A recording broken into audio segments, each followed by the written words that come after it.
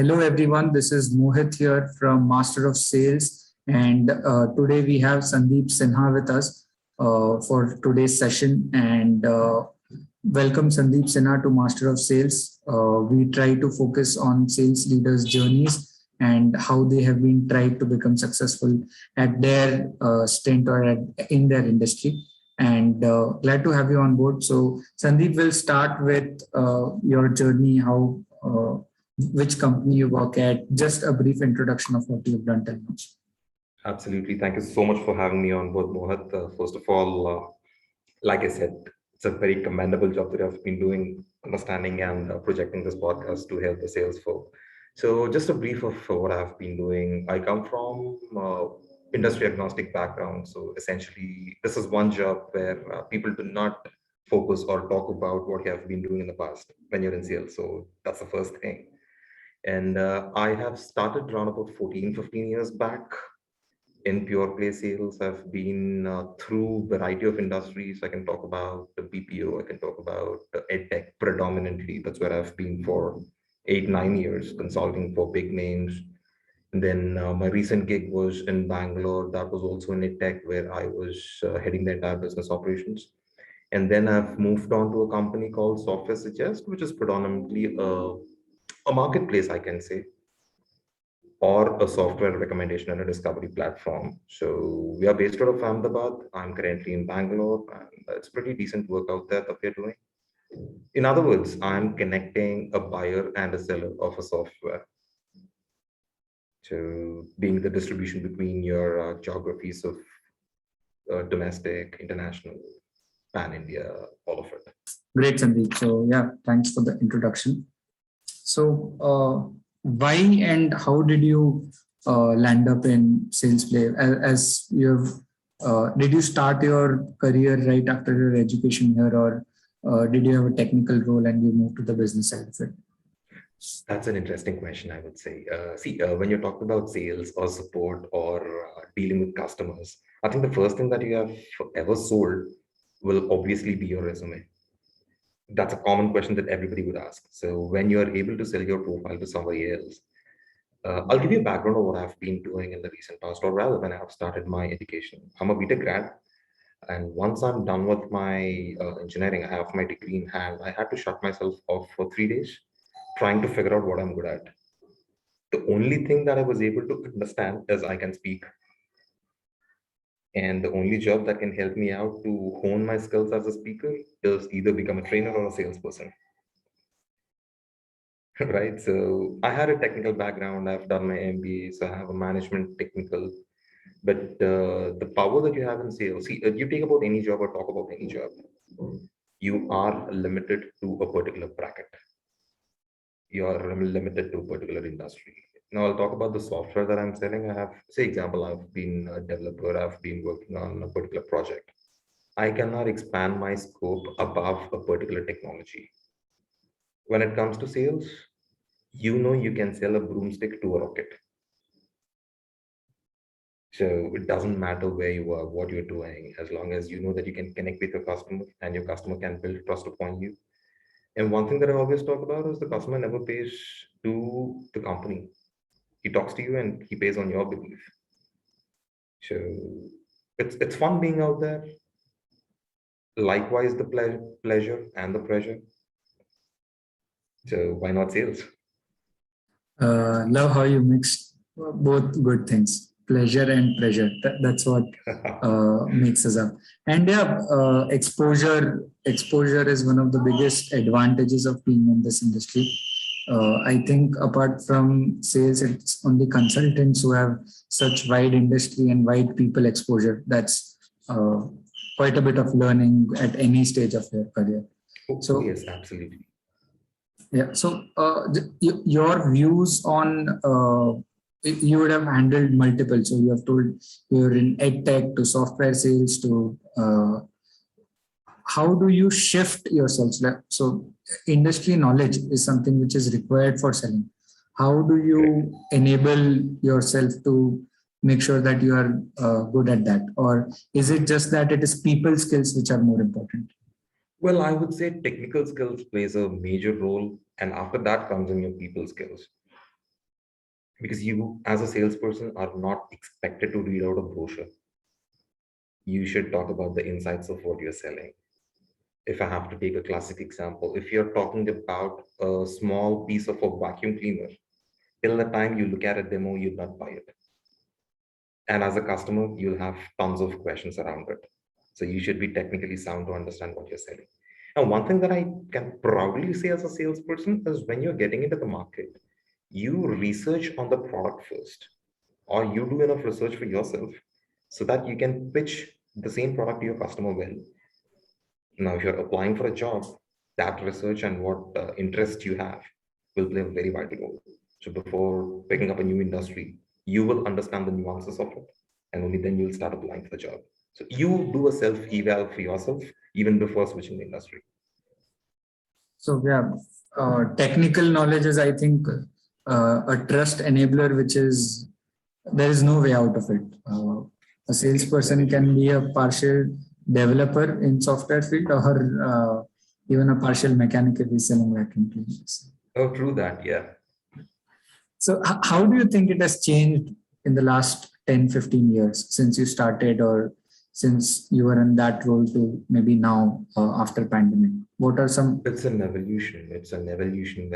When we started or when I started selling, it was more of a buying decision driven by references or preferences. Now the customers have become so very well educated in terms of what they want, what they need, and which exact product can solve their current problem. So they're very well educated, and the decision is now totally driven by the buyer. You cannot influence them unlike the previous past. You cannot fake your digital footprint. You cannot fine tune a customer's mind to buy your product. The best you can do is make him realize that your product can add value to him or solve his problem, but you cannot influence his buying decision. I think that's a serious evolution that happened in the recent past. Yeah, post-pandemic, I think it's digital literacy that came into picture. Everything is available right now for whatever price that you can expect for. So that's a decent change, I would say. The buying cycle has reduced, but the pain has increased for a salesperson. So it has, in your words, created a filter of good products, good companies, and good salespeople 10 years before to now. Do you think that transition has happened? Absolutely, yes. Now, the quality of the person that you are having on board as a salesperson trying to sell your product is at least 1,000 times better than what the same person was before.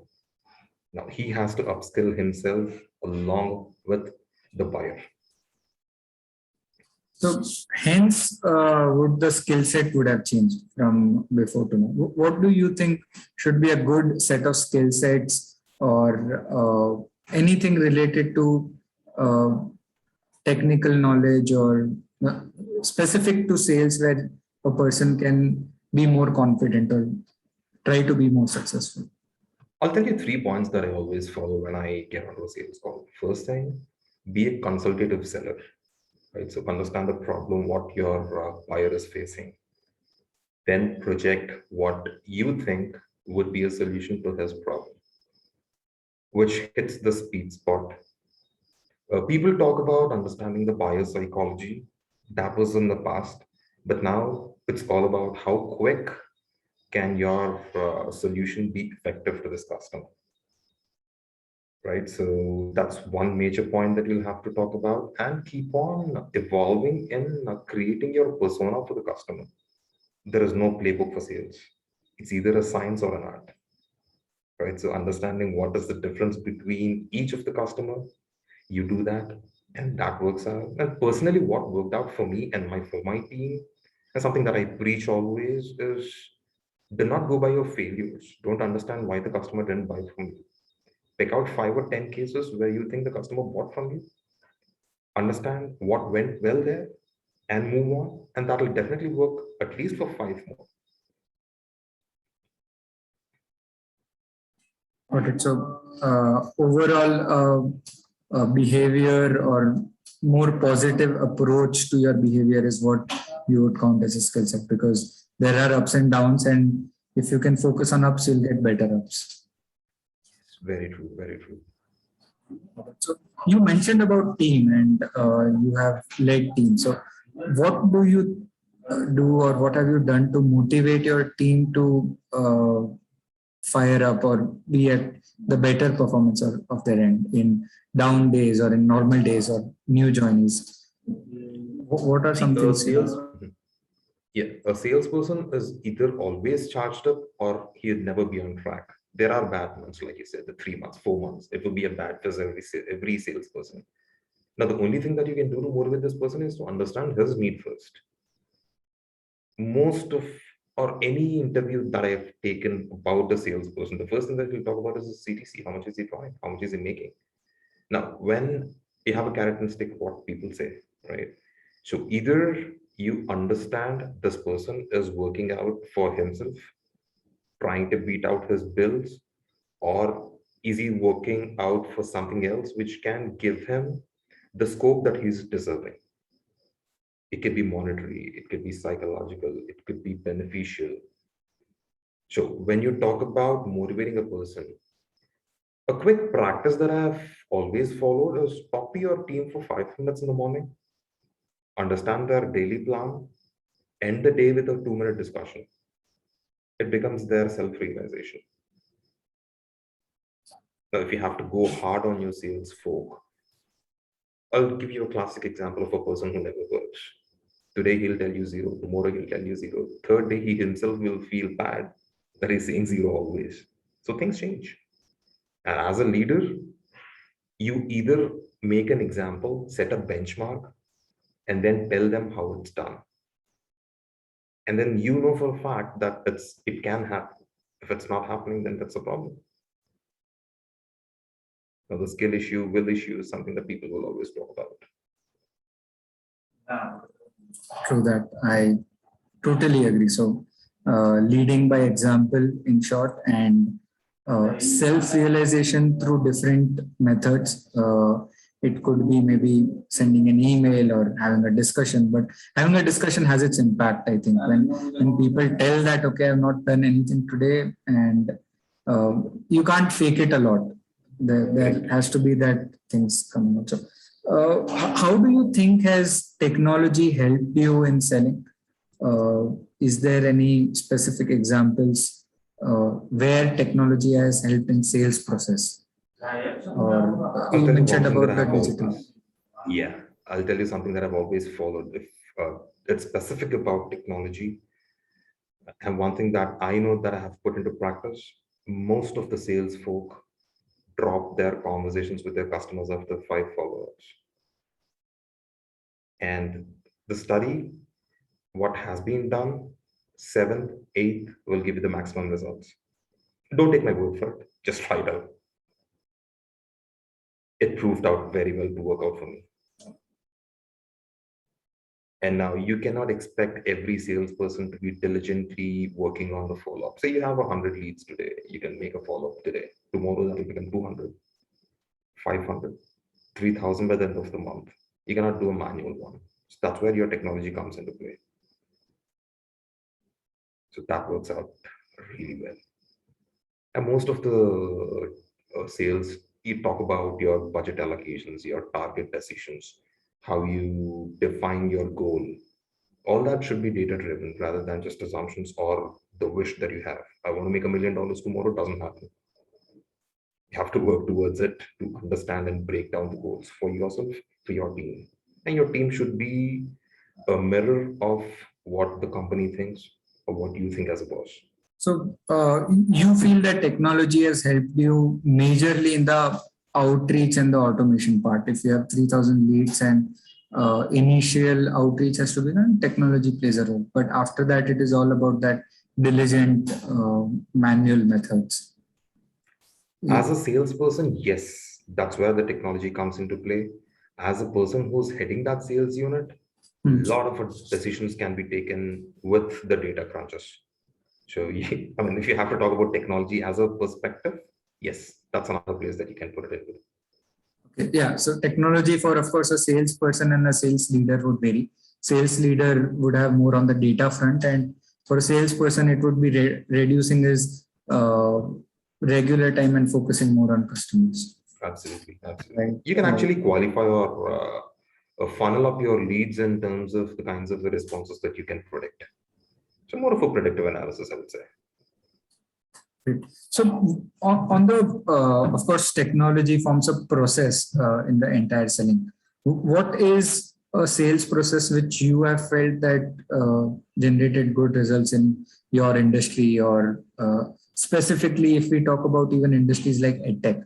So is it about diligent reach out, or is it about creating a push and pull? So any sales process which you have followed or would suggest to everyone? Like I said, one thing that I can always talk about is the amount of the follow-ups that you do. Right? So that's one process. Not everybody does. You know for a fact there is a customer who's dicey, who might say, yeah, I could be looking into this in the near future. When is the future? Nobody can predict, neither the customer himself nor the sales folk. Now you understand and keep a diligent follow-up with him. Your lead is pre-qualified for you. So the next response that you can expect this person to be doing is, how do we go ahead? Or you need more information. So your warm-up process is already done. So that's one serious process that I had implemented, I had picked up, I had trained my folk on, and it worked out pretty well.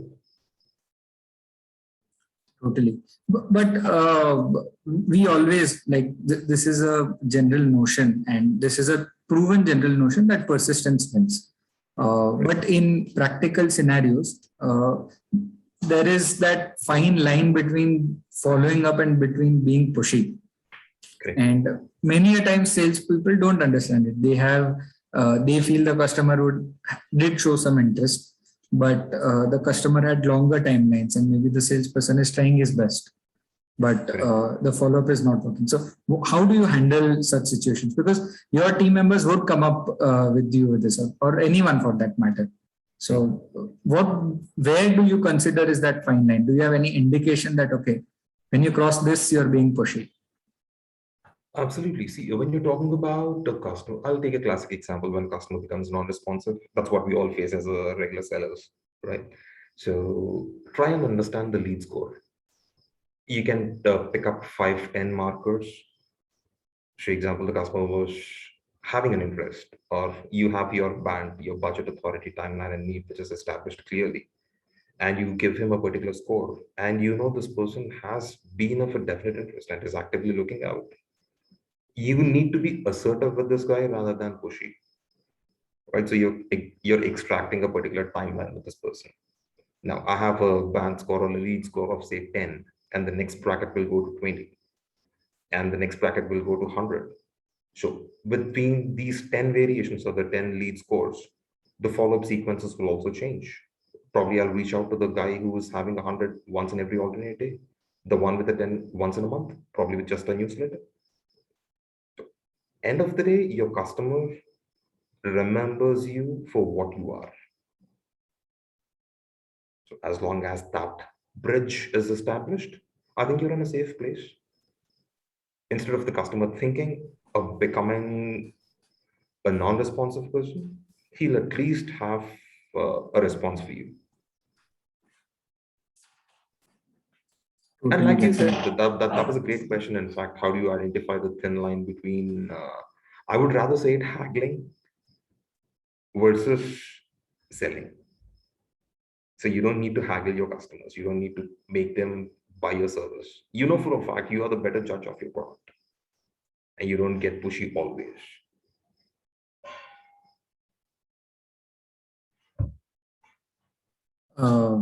Worth a very interesting thought. So, in fact, this happens with us. We are many times buying something, people are selling, and I think everyone is selling something, be it themselves or a product or a service or a pitch deck or resume, anything. So, and we always have that gut feeling that maybe he is not interested, maybe she is not going to come back, but a good or a successful salesperson attitude is always that, okay, I'll still try, maybe not now, maybe 2 years down the line. So that's what you suggest on an overall mechanism of how a person should be. Great. Now, if when you lead people and when you're seeing their scores or having discussions with them, what are some of the KPIs you track apart from the regular business KPIs, which are revenue and closure? So what are some other KPIs which give you insights as to what's happening good or what's happening bad? I'm super glad you asked this because when you're talking about revenue and the closures, that's something that would drive the business at the end of the month. As long as you get your input metrics right, that's where the actual play comes in. If you have to talk about a classic example, you have a conversion rate of an average of 10 to 15%. Now, to get that 10% closures, you have to dial out 100. You have to send 10,000 emails. If that's not happening, you cannot expect magic in the last minute. Break your targets into steps, if possible, by weeks or by days. Work towards them, and your job is set. You don't need to worry about what happens in the end of the month. And people talk about the month-end madness, month-end rush every time in sales. But my company doesn't work in the last 1 week. So we know for a fact we have done what is supposed to be done in the first 3 weeks. The fourth week is only to build my pipeline for the next 3 weeks of the month, next first 3 weeks of the month. So two things that I always let my people know or talk about, apart from their KIs, is the health of their pipeline, not the size of the pipeline, but the health. So that's 3 weeks in closures, 1 week in pipeline, and 1:4 ratio. If you have to have one closure, you should have 4 people ready to close. So once these are in place, I think there's nothing else that you need to do. Everything is working out fine. There's no good sale or a bad sale. People say there is a bad sale. There's no bad sale. See, one thing that I always believe, a sale is happening any which ways on every call. Either you're selling your product to your customer, or a customer is selling you the reason why he is not buying the product, or the sale is done.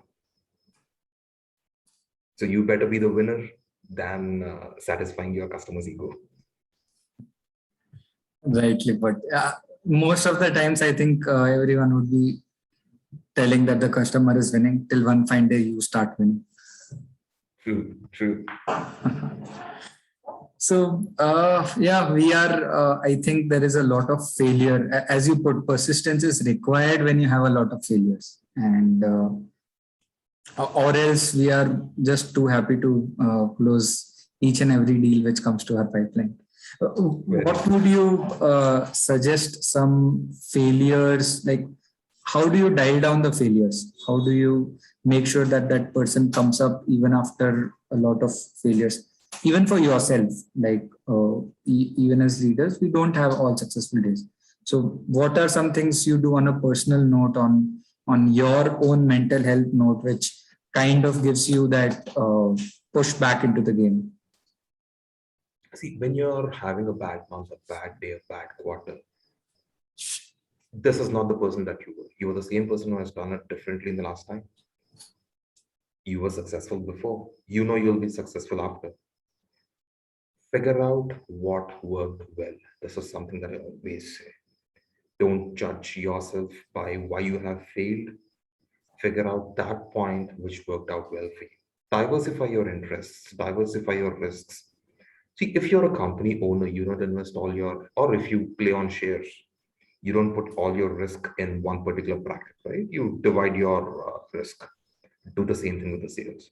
Now, when you know that, see, if you're not reaching your target, because you lost 5 good deals, why did you not have 15 good deals? So that would have been a backup for these 5. That's the only reason you will fail. As a sales leader, what I understand is you have 5 people in your team. One did not perform well today, tomorrow somebody else, the day after somebody else. But if 3 are not performing on the same day, that's a scary coincidence. It cannot continue like that. And it doesn't happen like that. Not everybody would have a bad day at the same time. Kind of how our cricket team works as well. Oh, yes. Sure. So, great views on most of the topics. What, just to conclude on the major questions part, what would you advise to your younger 15-year-old self to be even better at what you are today? I'll just give you a frame of sequence of how a sales call is organized, right? So we talk about the preliminaries, you understand, you get to know each other, then you talk about your product, and then you demonstrate your capabilities, and then you make an assertion or take a commitment from the customer. A, a commitment or a sales closure doesn't necessarily mean you get the payment in your bank. It could be a different timeline also. It could be a sequence for a follow-up. But one thing that people generally miss is investigating. And it comes right after your preliminaries and before your pitch deck. Understand more about the customer, talk to him. If not for a personal level, talk at least about his common interests. If you have to read out a brochure, you're not a salesperson. He very well can pick it up from the website and understand what you're doing, what you're trying to do. You are supposed to be a person who's there for him throughout his buying process. Be it influential or not, handhold him. You know there is a problem. He knows you are the solution. And if I have to put it in a different terminology, money is lying everywhere. You just need to know how to pick it up. So if I have to change myself, yes, try and figure out why the customer has paid for you rather than why did he not. That would help you become better for the next call. You'll have all your customers will have implied needs. They don't say it explicitly. Crack that part. That will help you for a sale to be staying long for you.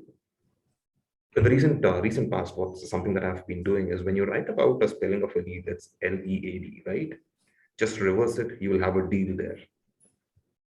That's again playing with your customer psyche or your employee psyche or by yourself. So as long as that is done, which means every lead is a deal for you. Is that just a coincidence? Because it makes a lot of sense now, but I don't think many of them thought of this before. I don't know, but this happens when you have spent quite some time in sales and you start reading things in reverse to understand what went wrong. These come out. Sure. So if you say so, I think I should coin this then. Yeah. I don't know. Maybe I didn't hear it, but that's a good notion or a coincidence to have, that a lead is always a deal. So thanks, Sandeep. Now we'll have a small rapid fire and your opinions on X versus Y topic. Should there be monetary incentives for a good salesperson or not? No monetary incentives. It definitely should be, yes. And what is the difference between other job profiles and this, where this has a monetary incentives, but others don't? Because it creates a pressure as well, that variable pay creates a pressure compared to many other roles. I think all of them apart from sales. It could be customer support. So why do you strongly feel that there should be a use? Is it because you feel that they are motivated and there are monetary incentives, or why has this become a norm? It's more than motivation. See, when you're talking about a package of say X, and you know you can earn 2x with your current X, you have 3x in your hand versus any other profession or any other job where you land with 2x at the max. Your monetary benefit is uncapped when you're talking about sales. One, it's a motivation for your employees. Two, they can build their future with what you offer. Three, it might not just go out on a lavish expense. You know that you're building a life for yourself. Say you can invest in a career, you can start the sales training program for yourself. You can upskill yourself. You can probably invest in something else which make better returns. For the matter of the fact, you can start a company of your own with your incentives. Who knows? For sure. Do you suggest it should be on closure or on effort as well? You told me about that effort is important. So do you think monetary incentives should be awarded on various KPIs and efforts? I would rather suggest your qualification metric should be on closure, and that should be divided between your efforts. So I would give an 80-20 rating to it. So 80 should be on the closure and 20 on efforts. That's true, yes. Okay. And you mentioned about being persistent. So if given a choice between 10 research leads and 100 cold called leads, and there is a chance of converting that 100, what would you prefer? Or what do you think I people would go should for the choose? 100 cold leads, and I have a reason for that, because when you know that your expense is only 10 research, the ticket size will still be the same. Assuming that you sell for 1,000, even 10 out of the 10 close, you're still stuck with a particular number. Here you have 100. It can be 100 as well. Yes, that's a good way to think. I've had sessions before, and there have been varying opinions where some feel that with that 10, I can close maybe all 10, but with that 100, I might not close even one. And that's also there, but that's the difference between how a person thinks, and both are eventually could be the right ways. Correct. I have, when you talk about the 100 leads, I have a risk of losing 90%, or I can play with 90%. Here, my chances are limited. That's better risk aversion. So, do you think there should be competition between teammates working on a same product inside a company, or different products inside a company, or competition as such does not kind of give that much better results? Wow, that's a very fine line. I'm sure this cannot be rapid. Because I'll tell you why. When you're talking about the competition, it goes to a level of cutthroat between the best of the best buddies. A classic example, I've seen people fighting over a lead, which is worth $100. At the same time, I've seen people letting out $1,000 just so that the other person can complete his target. I was saying, yes, there should be a competition, definitely, because one, you always want to outperform yourself when you're in sales. How long can you outperform just yourself? When you know there is somebody else who's replacing you, you chase that. As a business owner, as a sales leader, you know your job is done, as long as that's healthy again. So it's up to you to monitor that and define that line so that the culture would not be spoiled. And we have been hearing stories of toxic cultures.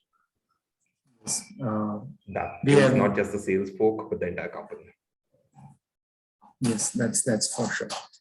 Yeah. So just one last thing. What's one of the best or out of the box excuse you have heard from someone for not completing their goal or completing their target or the given KRA? Just out of your experience from other out of the box people. Not the regular excuses. Yeah, not the regular ones. There was this guy 3 years back, I still remember his name. He had a reason of having a deal size of $45,000, banking on 3 customers. One person's wife eloped with this business owner. So both the deals worth of $90K just vanished. That's something way too out of the box. You cannot expect that. You cannot expect that. You can never expect that. You don't have an answer to counter that. Yeah, great, Sandeep. I think we have had a good discussion over the last, 35 minutes. And thank you for joining us. Hope to catch up with you soon. Thank you so much, Sandeep. Absolutely. Thank you so much, Mohit. It was lovely talking to you. Understanding what we do as salesperson, it again is a self-realization, and hope to talk to you soon.